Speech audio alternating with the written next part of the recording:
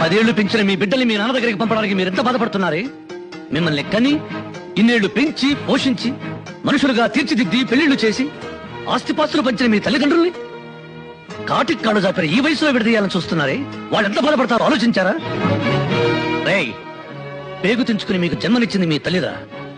అభిమానాన్ని తాకట్టు పెట్టి మిమ్మల్ని పెంచి పెద్ద చేసింది మీ తండ్రిరా.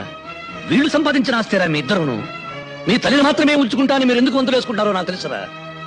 మీ పెళ్ళాలకి వండి పెట్టడానికి, మీ కన్న బిడ్డలు సాకటానికి, మీ అంటూ తోమడానికి ఆ పనులేవి మీ నాన్న చేయలేడు కాబట్టి ఆయన మీకొద్దు. అంతేకాదురా, ఆ పనులు చేయలేని స్థితిలో మీ తల్లే ఉండి ఉంటే ఆవిడ్ను కూడా వద్దనేవర్రా మీరు. పిల్లల్ని పెంచడం మన కర్తవ్యం. మనకు పుట్టారు కాబట్టి. పెళ్ళాన్ని పోషించడం మన బాధ్యత. మనల్ని నమ్ముకుని వచ్చింది కాబట్టి. తల్లిదండ్రుల్ని కంటికి రెప్పలా చూసుకోవడం మన ధర్మం. వాళ్ళు మనకు జన్మనిచ్చారు కాబట్టి. మిమ్మల్ని కన్నందుకు వాళ్ళు గర్వపడాలి గాని సిగ్గుపడకూడదురా. మీ అమ్మా నాన్న మిమ్మల్ని విగ్రహాలు పెట్టించమనడం లేదురా. ఖాళీ వాళ్ళ కడుపులకి కాస్త గంజిపోయమంటున్నారు. వాళ్ళు గుళ్ళు గోపురాలు కట్టించమనడం లేదురా. ఇంకొకరు కట్టించిన గుడి దగ్గర వాళ్ళని భిక్షమెత్తుకునేలా చేయొద్దంటున్నారు. మిమ్మల్ని పల్లకీలో ఊరేగించమనడం లేదురా. వాళ్ళు ప్రాణాలతో ఉండగానే పాడెక్కించద్దంటున్నారు.